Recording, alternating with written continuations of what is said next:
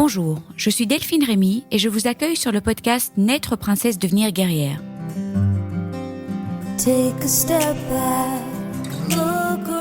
Le podcast qui parle de coups durs, de rebonds et de la maladie autrement. Mercredi, nous allons aborder le thème du cancer et du travail en nous concentrant spécifiquement sur les impacts de l'arrêt de travail et de la reprise.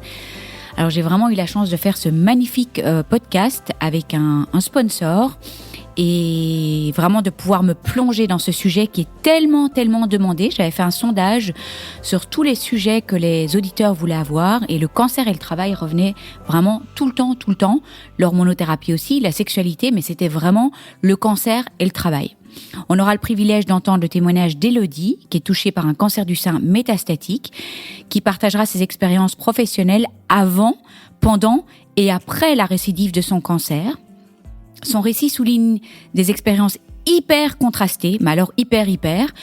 Une où les choses se sont mal passées, très mal passées on peut même dire, et une autre où elle est dans un emploi qu'elle adore. Et donc c'est hyper intéressant d'avoir ce contraste entre les deux situations qu'elle a vécues.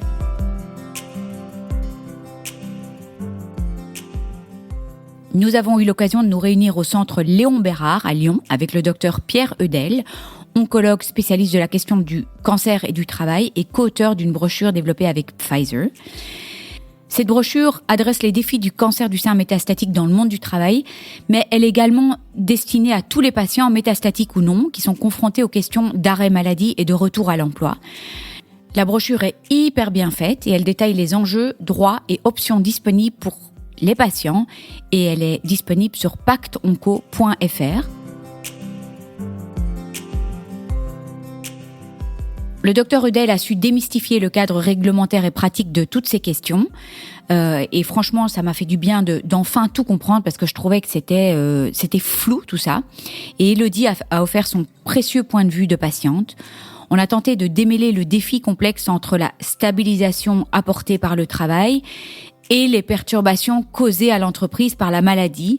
Et donc, ça crée une tension, en fait. Comment naviguer entre ces forces opposées?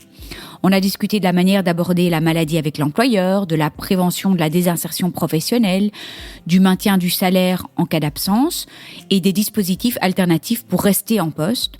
On a également clarifié les termes comme temps partiel thérapeutique, pension d'invalidité, reconnaissance de la qualité de travailleur handicapé et puis les stratégies pour gérer l'arrêt de travail et préparer le retour. C'était hyper intéressant et surtout hyper important. En somme, on a abordé en profondeur les divers aspects de la relation entre l'emploi et la maladie, y compris dans sa forme métastatique.